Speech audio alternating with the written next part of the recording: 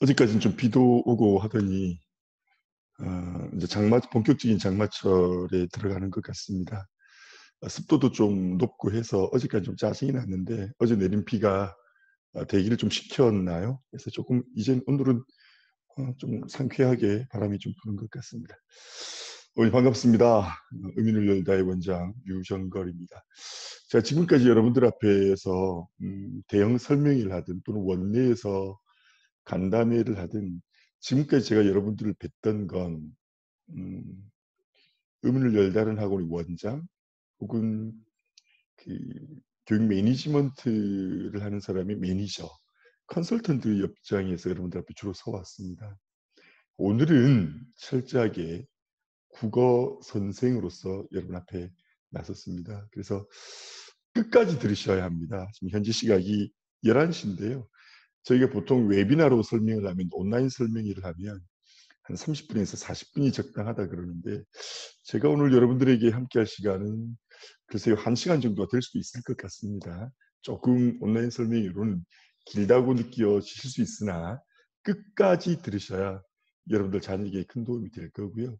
오늘은 특별히 국어의 학습법 또는 프로그램과 관련해서 안내를 드릴 터여서 끝까지 들으시면 거리상의 문제 때문에, 심지어 거제도에서 유전거리 수업을 들으려고 남천도까지 오겠다 혹은 울산에서 오겠다라는 분들도 계셨거든요. 그분들을 제 마음 같아서는 함께 아이와 공부해서 아이의 역량을 키울 수 있으면 좋겠습니다만 좀 무리일성 싶었습니다.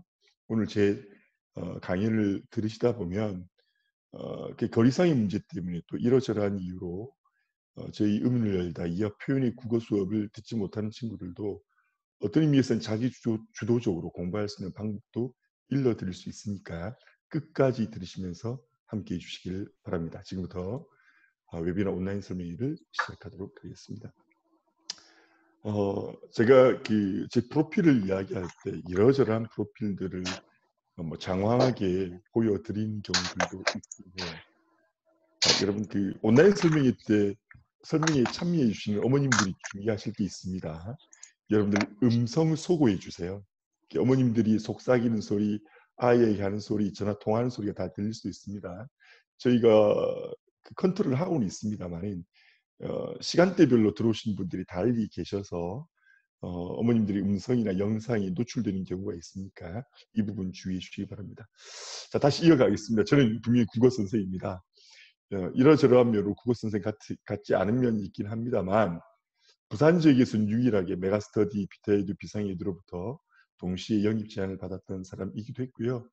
또 재수종합반이나 단과 학원에서 단과 학원으로서 또 재종반에서 압도적인 지지를 받는 1타 마감 강사이기도 했었고, 또 해운대고등학교가 전국 단위 자사고였을 때는 고3 학생이 절반가량이 동시에 제 수업을 수강하게 됐습니다. 저는 국어 선생이다라는 것부터 시작을 좀 해보겠습니다. 오늘 1시간 동안 여러분들에게 말씀을 드리면서 제가 지난 20여 년 동안 국어를 가르치시면서 국어에 대한 우리 어머님들의 궁금점이라고 할까요?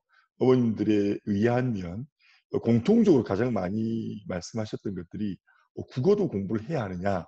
요즘은 이런 어머님들이 많이 줄긴 했습니다. 또는 국어도 학원에 다녀야 하느냐? 국어 내신 공부를 얼마나 해야 되느냐? 이런 부분들에 대한 의문이 많이 있으셨던 것 같아요. 그래서 제가 이것에 대한 답변들을 해드리는 시간이었으면 좋겠고, 제 마지막 슬라이드에서 이 질문에 대한 답을 명쾌하게 해드리려고 합니다. 성적 없는 성적표라는 책이 있습니다. 경희대학교 출판부에서 펴낸 책이고요. 유태호 교수가 만든 책인데, 이 책의 내용은 무엇이냐면 미국의 100대 명문 사립고등학교가 몰고 온 교육의 혁신을 말해요. 4차 산업혁명 시대를 맞아서 우리 아이들이 살아가는 시대에는 이제 숫자로 이야기되는 정량적 평가가 무의미하다는 겁니다. 왜냐하면 4차 산업혁명 시대에는 비판적인 사고, 사회적 기술, 인지적 능력 같은 복합 문제를 해결할 수 있는 역량이 필요하다는 거죠. 이 같은 역량은 교실에 앉아서 수업 내용을 받아 적고 암기해서 시험을 치른 것으로는 결코 될 수가 없다는 것입니다. 이것은 교육 전반에 대한 이야기이기도 합니다만 특히 국어 공부에 한정지어서 이야기하면 대부분의 국어 선생님들이 또 대부분 학생들이 받아 적어서 암기해서 공부를 하는 것. 이것은 미래 인재 상과도 부합하지 않을 뿐더러 국어학습에도 바람직하지 않다는 거죠.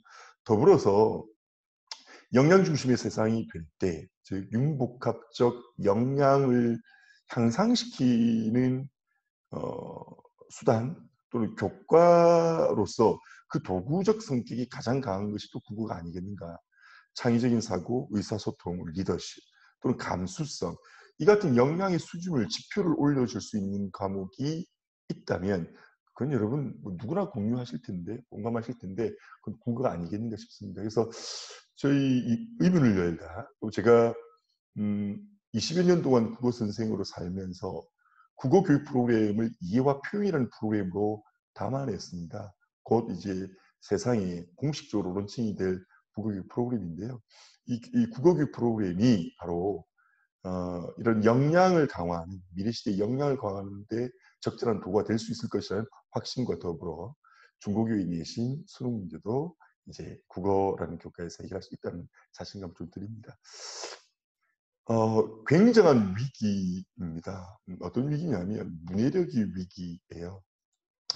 읽는 능력이 굉장히 떨어진다는 거죠. 여러분 보시고 계신 표는 문서 문해 단계별 성인들의 문해력을 일러주고 있습니다. 1단계부터 5단계까지 이루어지는데 1단계는 문해력에 매우 취약한 능력을 보인 그룹이에요.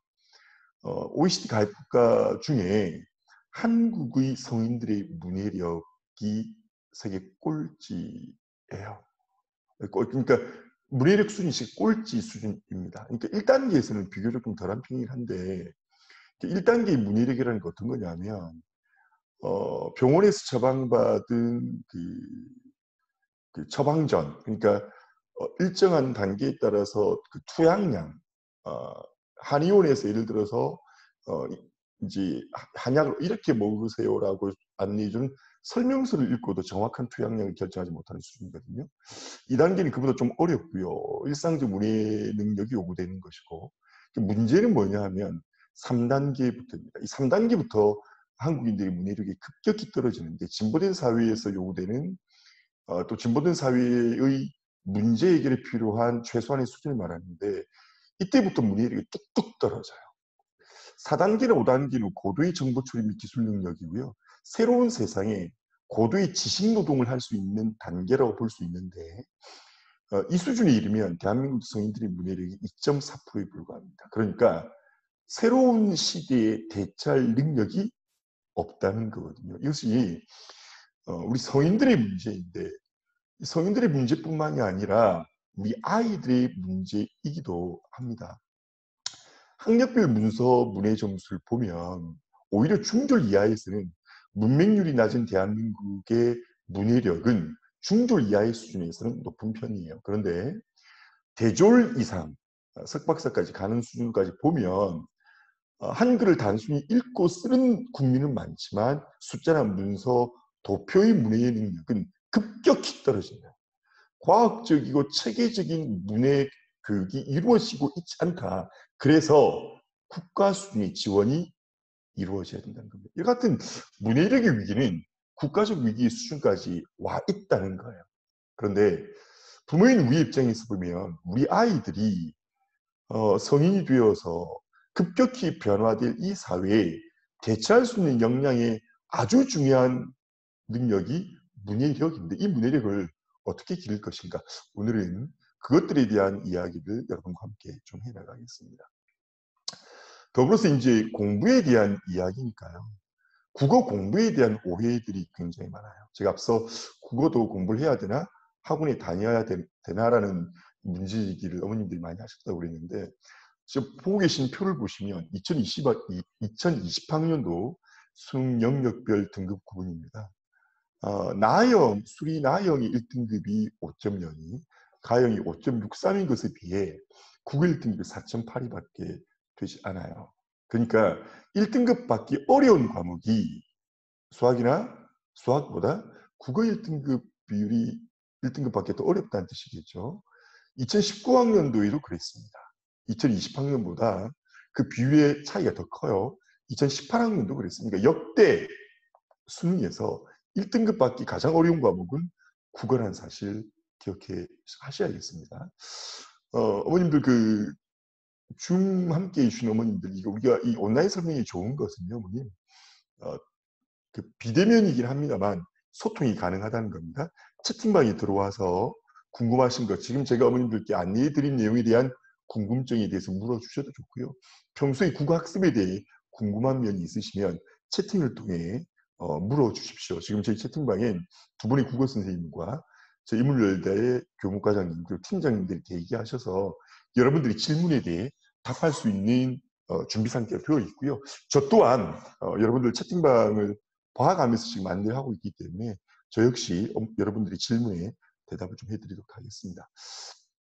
수능만 그런 게 아니라 성취도 평가도 그래요. 그러니까 국어, 수학, 영어, 지금 왼쪽에 보신 이 표가 울산부터 충북까지 전국의 과목별 성취도 비율, A 성취도 비율이거든요. 그러니까 부산을 놓고 보면 수학이라는 과목의 성취도 비율 A가 31.4%입니다. 영어는 33.8이거든요. 그런데 국어는 28.7이에요. 그러니까 영어랑 비교하면 5% 차이가 나고요. 수학과 비교했었을 때도 약 30% 내지 4% 차이가 난다고요. 그래서 전국적으로 볼 때 수학 28.4, 영어가 29.2였을 때 국어는 27.3이었습니다. 9474님 언제부터 국어교육을 권장하시는지요? 늦어도 중2, 빠르면 중1부터 했으면 좋겠고요. 책 읽기는 7세 이후부터는 꾸준하게 독서를 해야 됩니다. 그 내용도 자세하게 또 이어가면서 말씀드리겠습니다. 이제 국어가 더 중요해지는 이유인데요. 4783님, 고1 자녀를 두시는 어머니이신데요. 중간고사 치고 현실 맞은 고1, 웃자면 좋을까? 오늘 설명회를 끝까지 들으시면 그 질문에 대한 답을 들을 수 있으시겠습니다. 2022학년부터 수능이 바뀝니다. 그러니까 어떻게 바뀌냐면 국어에도 수학처럼 선택 과목이 생겨요. 공통 과목과 선택 과목으로 나뉘는데 기존에 80분 동안 45문제를 공통 과목으로만 치러졌던 지난 수능과 달리 2022학년부터는 문학과 독서가 공통 과목이 되고요. 화법과 작문, 언어와 매체가 선택 과목으로 됩니다. 그러니까 문학과 독서라는 공통 과목은 기존의 34문제에서 34문제로 네문항이 늘어나요. 이것은 읽기의 역량이 기본적으로 필요한 것은 물론이거니와 신속하게 읽어야 된다는 겁니다. 시간이 더 부족하게 되었다는 거죠. 이게 이제 34문제가 공통 과목이 76점 만점이고요. 화법과 작문, 언어와 매체라는 선택 과목이 11문항에서 24점입니다. 그러니까 공통 과목과 선택 과목을 합해서 원점수 100점이 되는데 문제는 이거예요. 수능 점수 산출 방식도 달라졌습니다. 선택 과목에 따라 유불리가 달라질 수 있다는 것이죠. 공통 과목의 점수를 활용해서 선택 과목 점수를 조정한 후에 영역 점수를 산출합니다. 국어로 치자면 화법과 작문이 조금 쉬워 보이긴 해요. 물론 무작정 쉬운 것 같지는 않습니다. 화법과 작문이 또 다른 선택 과목인 언어와 매체에 비해 읽을 정보량이 좀 많아요. 그러니까 문제는 좀 쉬운데 읽기 속도가 늦은 아이들인 화법과 작문에서 시간을 낭비해 버릴 경우 킬러 문항인 독서 지문을 읽어낼 시간이 부족해질 가능성이 있습니다. 언어와 매체가 상대적으로 공부에 들일 시간도 좀 많이 필요하고 또 공부도 좀 어려울 것 같아요. 그래서 실제로 이제 선택 과목의 표준 점수, 표준 편차를 고려하면 언어와 매체의 아이들이 공부하는 데 좀 불리하죠. 그래서 학습 내용이 어렵고 분량이 많다고 여겨지는 선택 과목을 응시한 수험생 집단의 공통 과목 점수로 선택 과목의 점수를 조정합니다. 이렇게 될 때 특정 과목의 쏠림 현상을 해결할 수 있다는 면도 있겠지만 사실 이것은 지금까지 수능에서 과탐에서도 일어나고 있는 일이거든요. 간단하게 말씀을 드리면 어려운 과목을 선택했을 때 지금으로서는 어려움과 매체로 보입니다. 조금 더 어려운 과목을 선택했었을 때 전체 공통 과목과 선택 과목의 총합이 높아질 가능성이 있다라는 겁니다. 그래서 국어도 수학처럼 전략적 선택이 필요해서 국어는 더 중요해졌습니다. 지금부터 이제 국어 학습에 대한 이야기를 본격적으로 좀 말씀을 드릴 건데요. 어머님들 채팅방을 통해서 함께 좀 참여해 주신 어머님들 답해 보시겠어요? 국어는 사고력으로 공부하는 과목일까요? 암기력으로 공부하는 과목일까요? 한번 답해 보시겠습니까? 자, 채팅방에 의견해 주십시오. 제가 그 부분에 여러분들의 답을 고려해서 제가 한번 안내를 해보겠습니다. 사고력이냐 암기력이냐? 대부분의 학생들은 암기력으로 공부하죠. 0371님 사고력입니다. 그러면 0371 4008님 그러면 그 어머님들의 자녀들은 지난 중간고사 공부를 사고력으로 대비를 했을까요? 암기력으로 대비했을까요? 9474님 굉장히 좋은 답변을 해주셨습니다. 약간의 암기와 많은 사고력. 제가 오늘 이것에 대해 9474님이 대답해 주신 이 약간의 암기가 무엇이고 많은 사고력이 무엇인지를 좀 설명해 드리고자 합니다. 국어 평가 영역을 크게 내용 영역과 행동 영역으로 나누는데요. 내용 영역은 단원이라고 보면 되겠고 행동 영역을 좀 봐주세요. 그러니까 국어에서 평가하고자 하는 영역 이거거든요. 어휘력, 사실적 사고력, 추론적 사고력, 비판적 사고력, 적용 창의력, 사고력이죠. 그러니까 돌아보자라는 거죠. 우리의 아이들이 이 같은 사고력을 기르고 있는가? 아니, 우리 아이들이 국어 선생님이 사실적 사고력, 추론적 사고력, 비판적 사고력, 창의력을 길러주기 위해 교수하고 있는가? 이거 한번 생각해 보시자는 겁니다. 수능에서는 사실적 사고력의 문제가 압도적입니다. 약 47% 정도의 문제예요. 최근 7년간의 기출문제를 분석해보면 그렇습니다.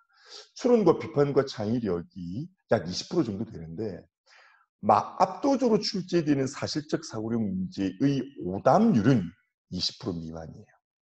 그러니까 궁극적으로 국어를 잘한다는 건 추론과 비판을 잘한다. 창의력이 있다는 거거든요. 얘네들의 정답률은 60%대에 이르게 된다. 그러니까 아이들이 국어를 잘한다는 것, 앞서 제가 말씀드렸던 역량과도 관련이 되죠. 미래 사회에 필요한 역량과 국어 교과가 추구하는 국어 교과가 목표라는 이 사고력이 일치를 하고 있습니다. 그런데 이 문제는 이거예요. 문제는 우리 아이들이 보통 이제 수능이 끝나고 나면 교과서 위주로 공부했습니다라는 말이 나오잖아요. 근데 교과서가 이거예요. 국어 거민종 교과서, 문학, 독서 이렇거든요. 근데 우리 아이가 다니고 있는 학교에서 선택하는 교과서는 문학 중에 하나고 독서 중에 하나입니다. 그런데 수능 출제위원들이 이 모든 교과서를 첨부한다는 거죠. 그래서 금성 교과서, 금성 문학을 본 아이들이 동화, 미래엔, 창비, 지학서 다 봐야 될까요? 암기 위주로 공부한 아이들은 다 봐야 할 상황인 거죠. 독서 동화 출판사로 공부하는 아이는 암기 위주로 공부하는 아이는 이게 다 봐야 할 상황인 거예요. 그런데 국어는 암기력이 아니라 사고력을 바탕으로 한다고 했잖아요. 그러니까 사고력을 바탕으로 하기 때문에 거민종 교과서를 출제 풀로 삼아도 되죠. 금성 교과서로 공부해도 나머지 문학 교과서에 있는 작품들을 다 감상할 수 있는 능력이, 즉 사고력이 갖추어져야 한다. 화자기는 언매도 마찬가지이어야 한다. 이것이 국어 공부의 본질이거든요. 그런데 우리 아이들 이렇게 공부하고 있는지를 한번 살펴봐 주십시오. 앞서 국어에서 말하고 있는 행동 영역에서 요구하는 사고력을 키워나가면 미래 핵심 역량이라고 하는 포시 역량도 길러질 것이다. 그런데 사고력이라는 거 이런 생각이 드시지 않나요? 머리는 타고난 것 아닌가? 어머님도 한번 답변해 보시죠. 머리 정말 타고나는 걸까요? 머리는 타고나는 걸까요? 한번 채팅방을 통해서 한번 답을 내주시겠습니까? 타고난 머리가 없으면 국어 공부도 안 되고 수학도 안 되는 걸까요?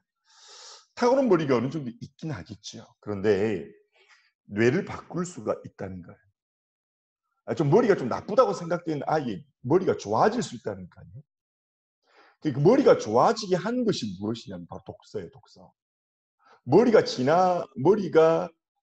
좋아지게 하는 것이 국어 공부라는 거죠. 문자를 읽고 쓰고 하는 활동이 뇌의 물리적인 구조나 해부학적 구조를 바꿀 수 있다. 이것이 뇌가 갖고 있는 신경 가소성입니다. 그러니까 도구로서의 언어, 이거 충실해지면 아이의 역량이 달라지고 아이의 성적이 달라진다는 사실을 말씀드리고 의문을 열다 저희 국어, 그리고 이어 표현의 국어는 이 같은 능력을 가능하게 합니다. 특히 보시고 계시는 슬라이드 보시면 한자나 알파벳이나 한글을 사용했을 때 사용되는 뇌의 부위들을 이야기하고 있는데 우리는 축복을 받았어요.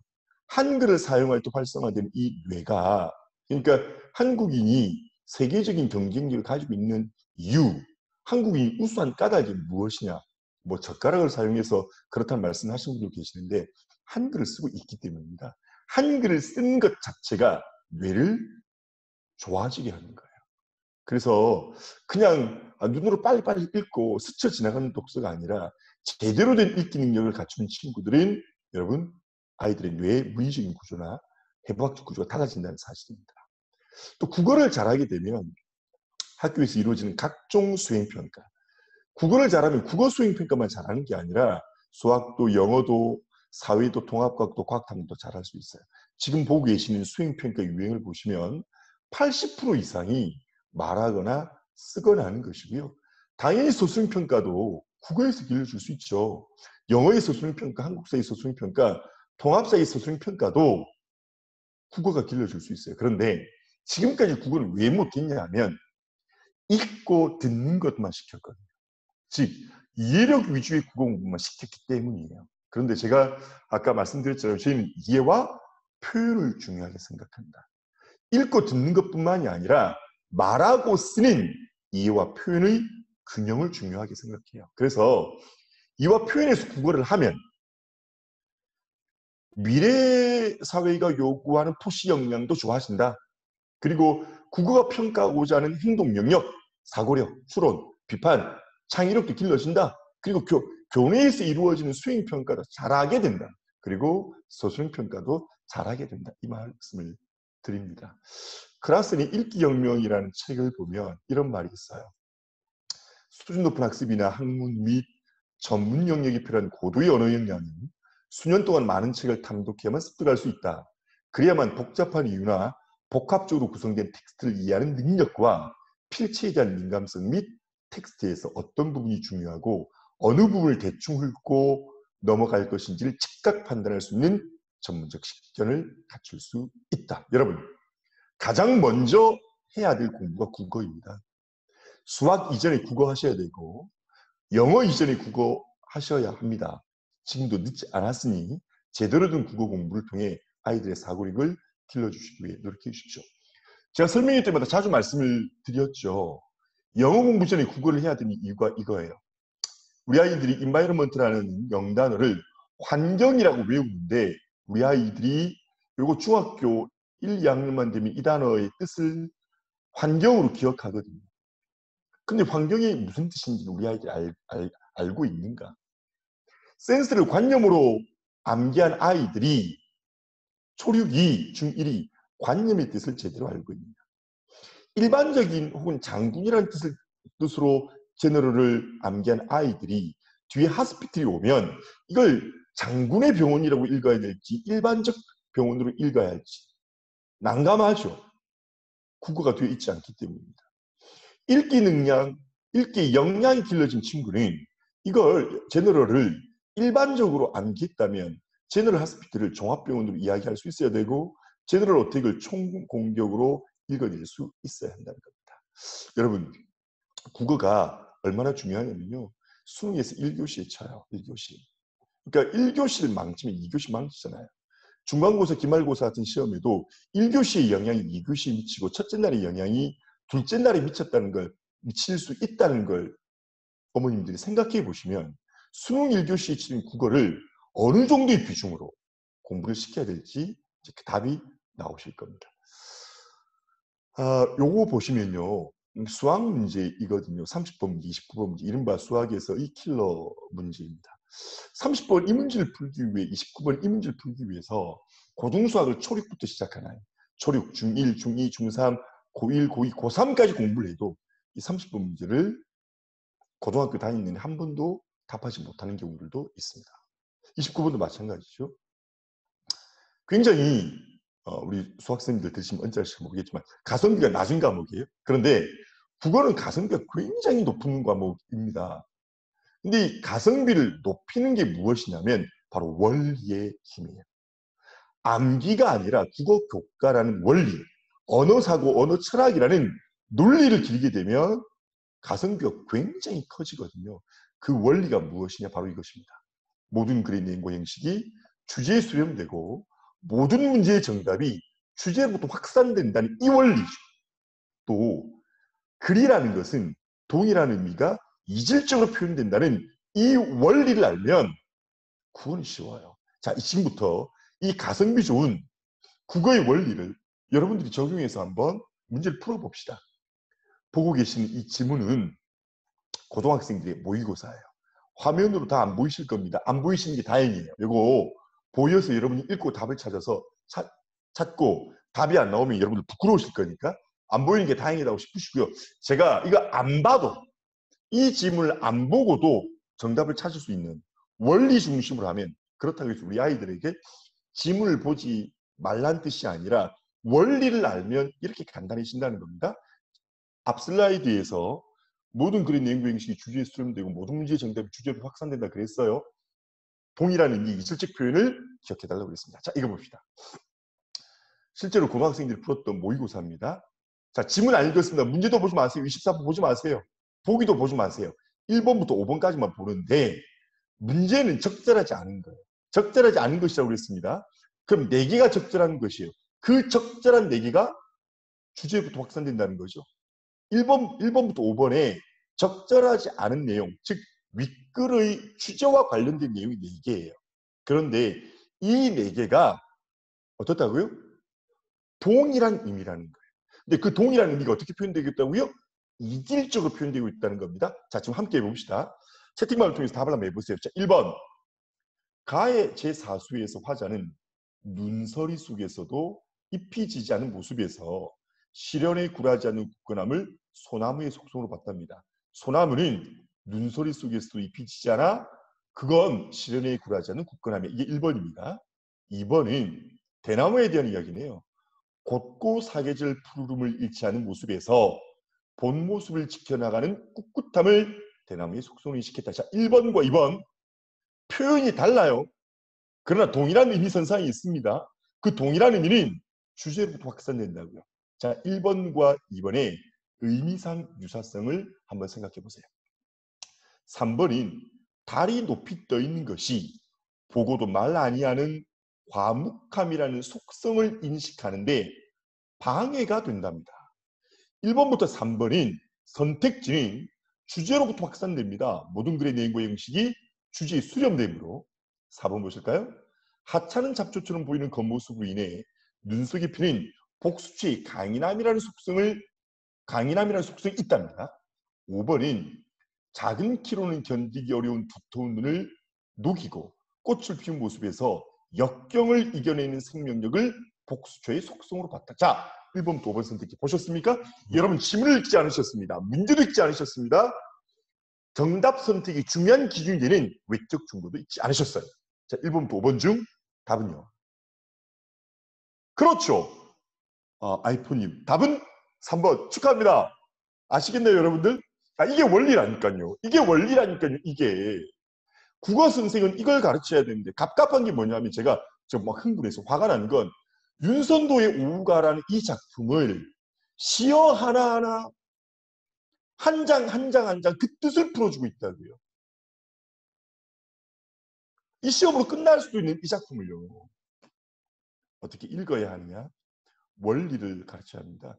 24번도 같은 방법으로 푸시면 윗글 읽지 않고도 정답을 낼 수 있습니다. 물론 고등학교 2학년 2학기쯤, 고등학교 3학년쯤 가면 이것만으로 부족한 면들이 있어요.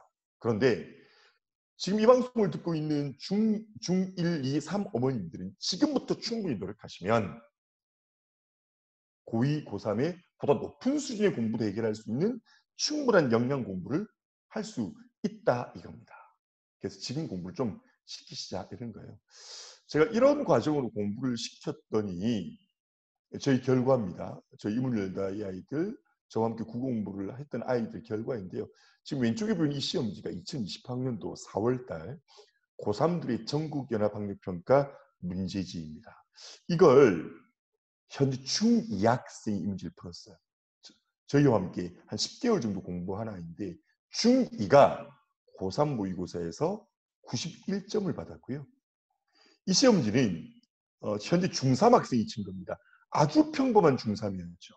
중1 때 저희 학원에 와서 테스트를 했을 때 고1 3월달 모의고사로 24점을 받던 아이, 수업을 한 달 정도 듣고 너무 어려워서 학원을 못 다니겠다는 아이입니다. 그런데 이 아이가 몇 점을 받았냐면 지금 현재 중3이거든요. 2020학년도 4월 고3 모의고사에서 98점을 받았다. 이쯤 되면 고1은 몇 점이냐? 100점이죠. 이것이 역량을 강화하는 공부를 시켰을 때 결과입니다. 자, 모니터로 지금 그 화면이 보이시나요? 읽어내실 수 있을까요? 지금 무슨 위 나오고요. 미생물 이야기 나오고 피브로박터 숙신오제인이 나오고 스트랩토코 쿠스보스피스 이렇게 나와요. 이게 국어 같아요? 과학 같아요? 국어로 보입니까? 과학으로 보입니까? 국어거든요. 국어의 과학 지문입니다. 이 지문을 읽고 난 뒤에 이런 문제를 풀어야 되는데 이게 국어 문제 같아요? 과학 문제 같아요? 국어 문제예요. 근데 이거 보십시오. 이거 국어 문제일까요? 과학 문제일까요? 과학 문제거든요. 과학 문제 이 지문과 국어의 과학 지문을 한번 비교해 보세요. 여러분 이 문제의 정답 내실 수 있겠습니까? 시간이 좀 더 있으면 한 문제 한 번씩 다 풀어보면서 설명해 드릴 텐데 다 몇 번인 것 같아요? 저 화면 보시는 분. 문해력이 좋은 어머님들은 문과 어머님들 한번 답해 보세요. 다 몇 번일까요? 습지 A에 대한 자료이다. A에는 340종의 식물, 62종의 종류, 28종의 어류 등 다양한 생물 중에 서식하고 있고 니은에는 지구상에 존재하는 생태계이고요. 이에 대한 설명으로 옳은 것을 보기에서 있는지를 보십시오. 정답 몇 번으로 보입니까? 과학 공부 끝낸 지 오래 하셨을 텐데요. 과학 지식을 묻는 문제처럼 보이지만 독해력으로 풀 수 있어요. 자, 정답.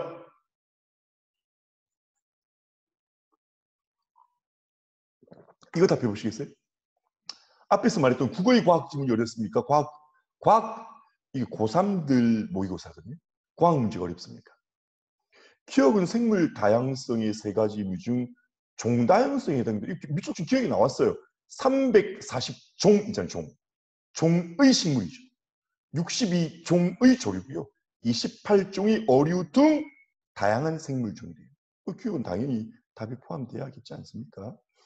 A는 지구상에 존재하는 생태계라 그랬는데 그럼 니은이 다양하면 지구상에 존재하는 생태계 A는 지구상에 존재하는 생태계라고 했으니까 니은이 다양하면 기억에서 말하는 생물 다양성은 증가하겠죠.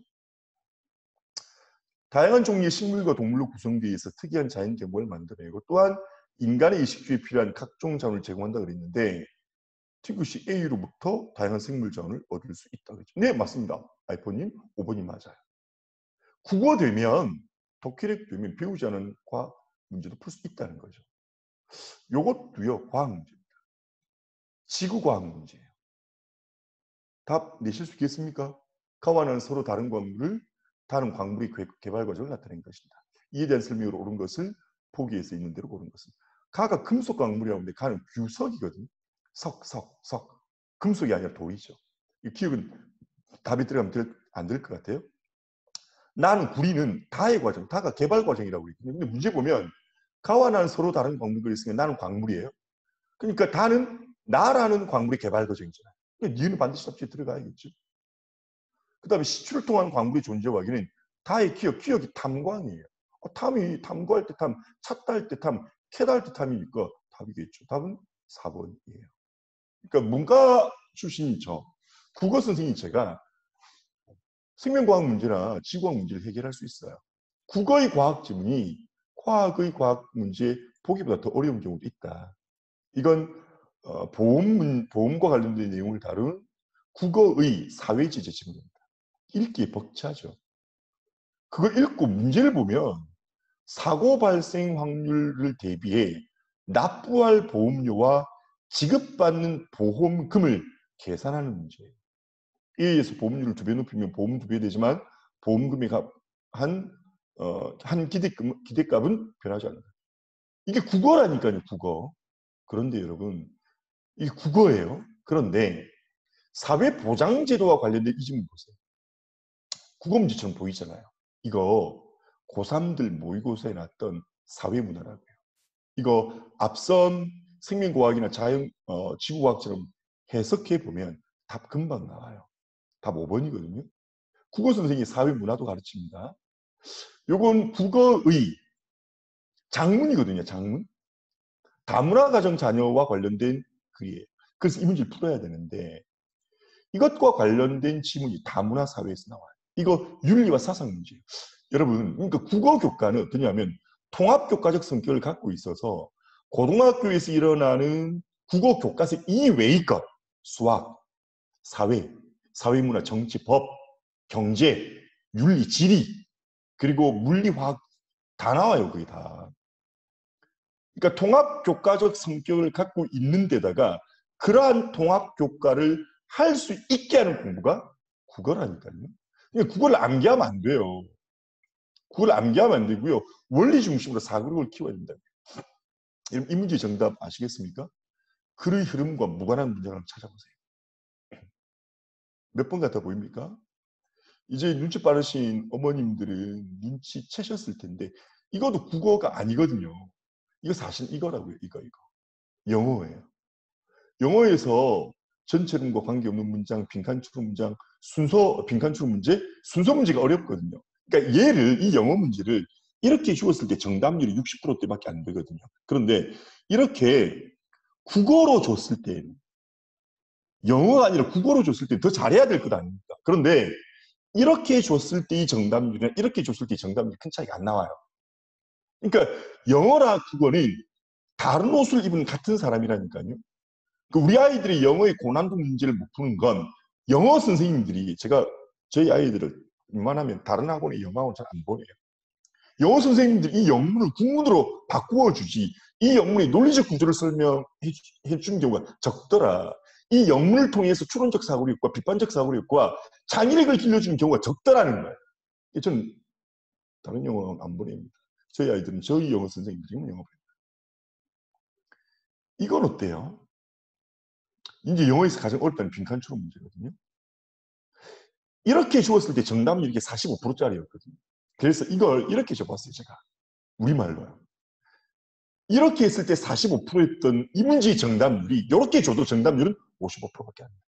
여러분, 모든 교과학습의 기본 역량이 국어인데 그러면 그 국어에서 말하는 제가 지금까지 말했었던 사고력을 어떻게 기를 것인가?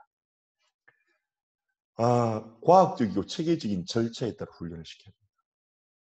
지금부터 이제 학습법에 대해서 말씀을 좀 드릴게요. 제가 오늘 1시간 정도 한다고 그랬습니다. 끝까지 들으십시오. 지금부터 더 중요합니다.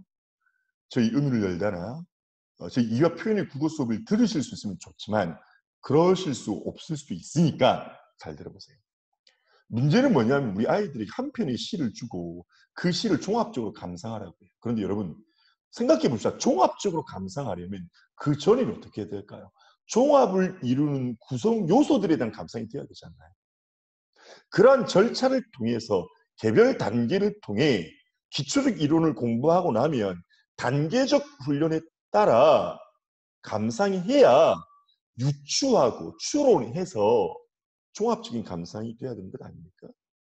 그러니까 시 감상의 단계로 보자면 시적 상황을 파악하고 시적 상황이 파악돼야 시 감상에서 가장 중요한 정서도 파악하고 태도 파악하거든요. 그런데 우리 아이들 공부를 어떻게 하고 있냐면 그냥 지문 한 작품 주면 그 안에서 이걸 다 찾아내라는 거예요. 초6도 이렇게 하고 중1도 이렇게 하고 고3도 이렇게 한다니까요.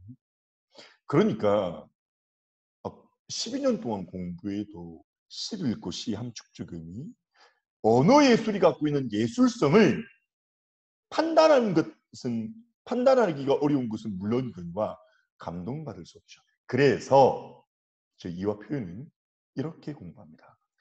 이 교재로 공부를 저희 프로그램 안에서 공부를 하지 못하다 할지라도 이 과정대로 공부를 하면 아이들 달라질 거니까 지금부터 주목해서 한번 들어봐 주십시오. 우선 작품 전체를 주기 전에 시적 상황, 백석의 남, 신주동 박씨 공방과 김기림의 바다와 나비를 주는데 이 시의 시적 상황, 즉 화자 및 대상의 처지부터 찾아야 돼요. 물론 시적 상황을 파악하는 방법은 원리로 배워야겠죠. 원리로 배워 써야 합니다. 그래야 서술평가도 잘하고 수행평가도 잘할 수 있어요. 반드시 그것의 근거를 찾아야 되죠. 감상의 1단계인 이것도 하지 않고 종합적 감상을 해라? 이거 허불성설이잖아요. 이것이 끝나고 나면 앞단계의 시적 상황을 바탕으로 화제의 내면 심정, 정서를 찾아야 되는 거죠. 그 다음 단계로 해야 될 게 태도라고 해요. 태도. 태도가 뭐냐면 정서가 표출된 거예요. 그러니까 정서를 알려면 시적 상황을 알아야 되죠. 시적 상황을 알아야 정서 알고 정서를 알아야 태도하는 거예요. 이렇게 해서 시의 내용을 파악하고 나면 여기까지가 내용에 대한 감상이면 이제는 이 같은 내용을 어떤 다양한 표현 방식으로 드러냈느냐를 해보는 거예요. 그렇게 되면 문학 문제의 큰 틀인 내용과 형식의 구조를 다 읽어내고 문제 풀어내는 거죠. 이렇게 하고 작품 전체 주자는 거예요. 이렇게 하고 작품 전체를 주고 나면 앞선 단계에서 했었던 시적 상황, 정서, 태도, 표현성의 특징, 주제까지 여러분 이렇게 해야 되지 않겠습니까? 이렇게 해야 아이들의 논리적 사고력과 체계적 사고력과 이게 생기지 않겠어요? 이렇게 해야 미래 사회에 필요한 역량이 길러지지 않겠습니까? 소설도 마찬가지입니다. 소설도 긴 소설이 1분만 주고 종합적으로 감상을 바로 하래요. 그거 바로 해야 됩니다. 그건 언제요? 고2나 고3이나 고등학생 되면 바로 할 수 있어야 되죠. 근데 그걸 바로 할 수 있게 한 단계는 이래야 되냐? 이래야지 않느냐는 거예요. 인물의 성격 파악하고 심리 파악하고 그것을 바탕으로 사건 간의 갈등, 인과관계 파악하고 여기까지 내용 파악이 되었으면 그 내용을 어떤 방식으로 들어있는가 서술상의 특징을 파악해야죠. 그 단계를 이렇게 해요. 인물의 성격, 인물 파악해 써보고 그 성격을 그렇게 파악할 수 있는 근거 써봐. 쓰게 하자니까요. 표현 능력 함께 길러야 돼요. 말하게 하고 쓰게 해야 아이들의 역량이 향상이 됩니다. 보통 아이들이 선생님 제가 알고는 있는데 쓰려고 하니까 뭐라고 써야 될지 모르겠어요. 말하려고 하니까 뭐라고 말해야 될지 모르겠어요. 모르는 거예요. 그래서 완벽하게 아는지를 확인하는 방법으로서도 이 방법은 아주 유용하죠. 성격 파악하고 심리 파악하고요. 그 3단계로 앞에서 인물 캐릭터를 파악하고 난 뒤에 사건과 갈등을 파악하는 거예요. 여러분, 대한민국의 거의 모든 국어 선생님들이 국어 교육을 이렇게 해야 된다고 공감해요. 거의 모두 그래요. 그런데 현실이 그렇지 않다는 이유로 이걸 안 하고 있어요. 그런데 전 이미 15년 전부터 이걸 했어요. 평범한 중1이 1년 하고 나면 뛰어난 고1보다 잘해요. 평범한 중3도 제대로 공부받으면 고3만큼 합니다. 그러려면 뇌 구조를 바꿔야 된다니까요. 물리적인 구조와 해부학적 구조를 바꿔야 되는데 이것은 읽기를 통해서 가능하고 체계적이고 논리적 훈련을 받아야 가능하다 이겁니다. 이렇게 하고 서술형 측정 파악하고 작품 전문 보고 이전 단계를 공부하는 거죠. 수능에서 가장 어렵다는 비문학, 독서라 그러죠. 글 전체를 주고 바로 뭐 구의 주제를 찾자 이게 아니라 맥락을 통해 단어나 어구의 의미를 파악하는 1단계, 2단계부터 시작하자. 그것을 바탕으로 문장의 중심 내용 찾고 한 문장에서 중심 내용이 뭐고 두 문장에서 중심 내용이 뭐고 두 문장 사이의 논리적 관계는 뭐고 문단 내의 핵심어는 뭐고 문단의 연결 관계는 어떻게 되고 여러분 이러한 논리적 체계에 따라 훈련하는 아이들이 어떻게 달라질지 상상해 보십시오. 이렇게 되면 앞에서 보여드렸던 것처럼 국어 공부 잘하면요. 영어 잘해야 돼요. 제가 선생으로서 가장 듣기 좋아하는 말. 선생님이랑 국어 공부했더니 사회 점수 올랐어요. 과학 점수 올랐어요. 사회 공부를 특별히 하지 않았는데 사회 점수가 좋아졌어요. 영어 공부를 특별히 더 한 게 아니었는데 영어 공부가 좋았습니다. 이거 특별한 게 아니라니까요.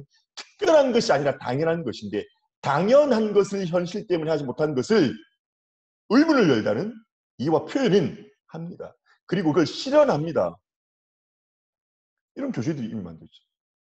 소급이라는 굉장히 어려운 단어를 사전을 찾아서 쓰는 것이 아니라 맥락을 통해 소급이라는 단어의 뜻을 이해하게 해요. 우두망철이라는 고유 사전을 찾아 꼭 읽어야 하는 것이 아닙니다. 모른다는 건 하면 사전을 찾아봐라? 찾아봐야 되죠. 그런데 언어 논리력이나 추론력이 길러지면 맥락을 통해 우두망철의 뜻을 알 수 있거든요. 한 문장 주고 핵심구 찾아보세요. 문장의 연결관계 고려해서 중심 내용 찾아보세요. 두 문장 주었으니 그 두 문장 중에 중심 문장 찾으세요. 두 문단을 주었으니 문단의 연결관계 찾으세요. 이런 훈련을 한 뒤에야 완성된 글을 주고 글의 화제, 종류, 주제문, 나아가 글의 구조도 패턴까지 읽어내는 겁니다. 이게 저희들 주교제이거든요. 주교제. 수업 시간에만 하면 이 뭐가 문제가 발생하냐면 이런 교육 프로그램을 들으면서 아이들 수업 시간에 굉장한 인사이트를 얻어요. 야, 이거 우리도 할 수 있겠구나. 그런데 학교로 돌아가면 학교에서는 원래 하던 공부대로 들어가거든요. 또 암기하고 있으려고 해요. 그래서 저희는 완전학습 교재를 만들었습니다. 보고 계시는 이 적자생존 노트는 두 달에 한 번 정도 이제 한권을 보게 됩니다. 이게 완전학습 교재예요. 물론 이 교재는 사실적 사고력, 추론적 사고력을 기르기 위한 교재로 대한민국에 존재하는 모든 거민증 교과서의 시소설 비문학을 자기 주도적으로 훈련할 수 있게 되었습니다. 앞에서 보여줬던 그 교재, 전략 교재, 전략 우리 시, 전략 시 훈련, 전략 비문학 훈련을 집에서도 훈련할 수 있다. 많이도 아니고 이틀에 한 작품 정도.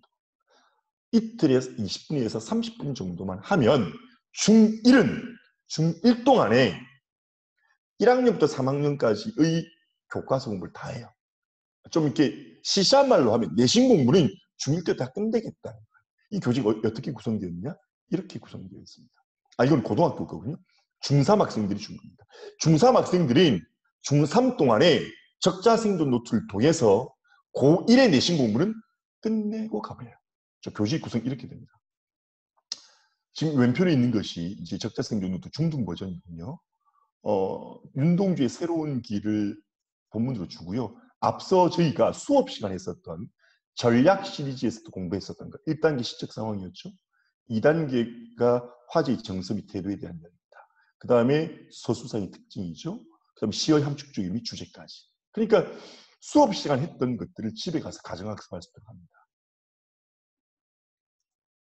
시였고요. 소설이네요. 황순원의 소나기입니다. 역시 전략 시리즈에서 공부했었던 것처럼 줄거리 요약해서 적고 주인공의 성격, 태도 적고요. 반동인물의 성격, 인물 간의 관계, 소설 방식.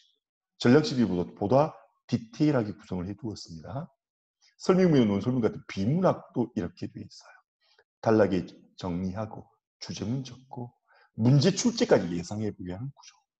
철저하게 아이들 중심으로 학습자 중심으로 학습자의 사고를 있고 역량을 기르기 위한 구조가 저희 정규 프로그램, 교과 프로그램인 정규 수업과 완전학습, 가정학습을 통해서 가능할 수 있도록 했습니다.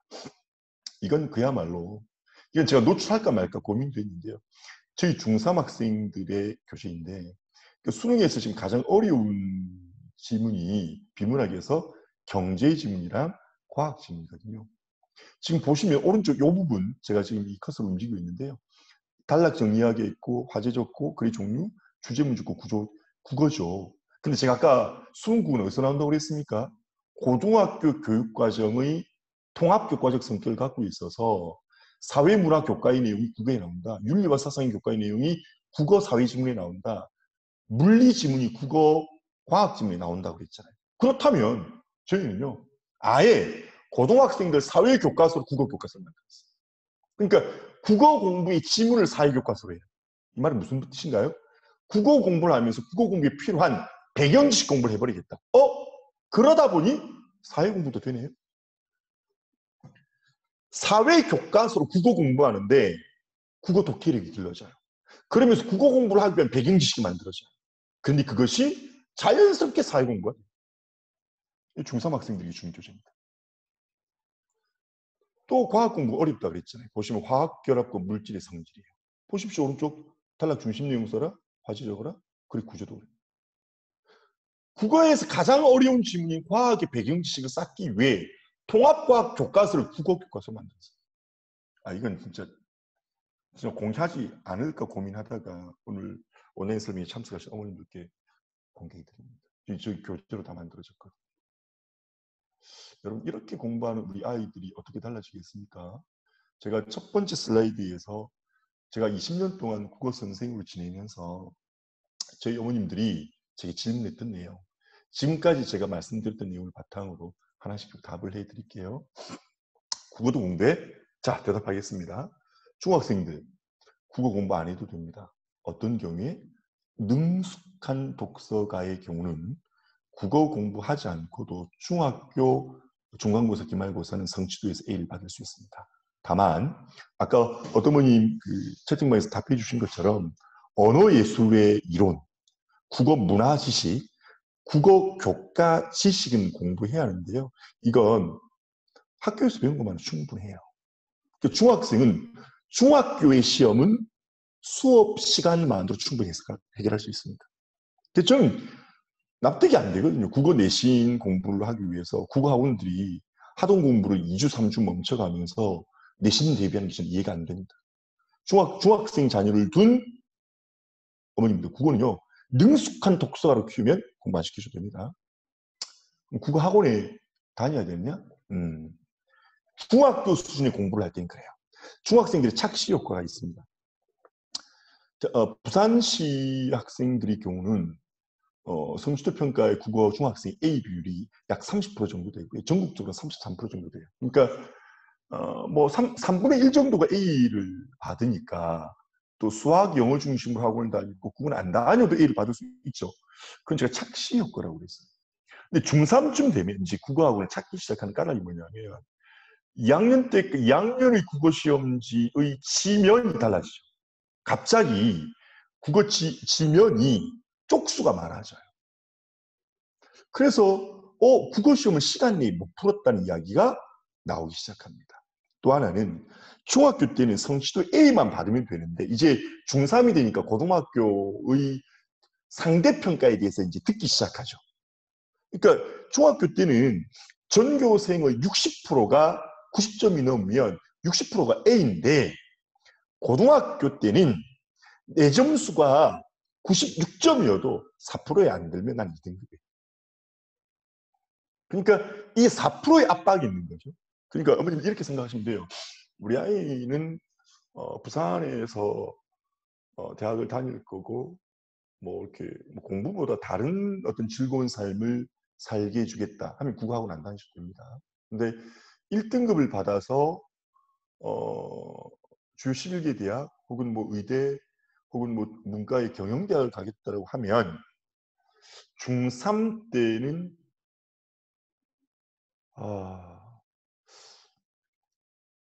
조금 늦은 감이 있어요. 지금 이 시기로 보면.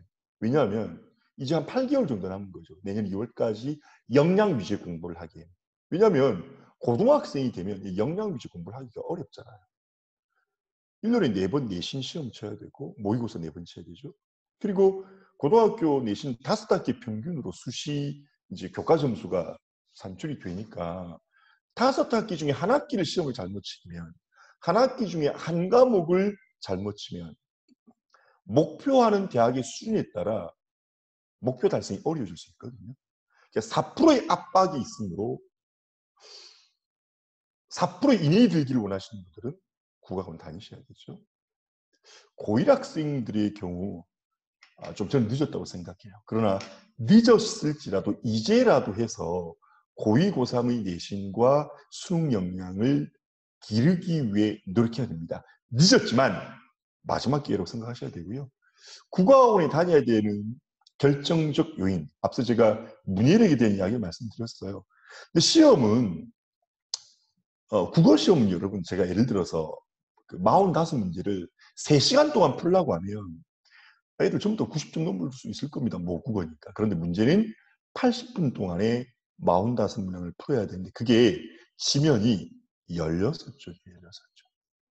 16쪽. 16쪽을 80분 동안 풀어서 4% 이내에 들어야 1등이에요. 그런데 수험생의 3분의 1을 시간 내에 못 풉니다. 그러니까 국어학원에 다니셔서 역량을 길러서 빨리 읽어서 정답을 낼 수 있도록 도와주셔야 하겠죠.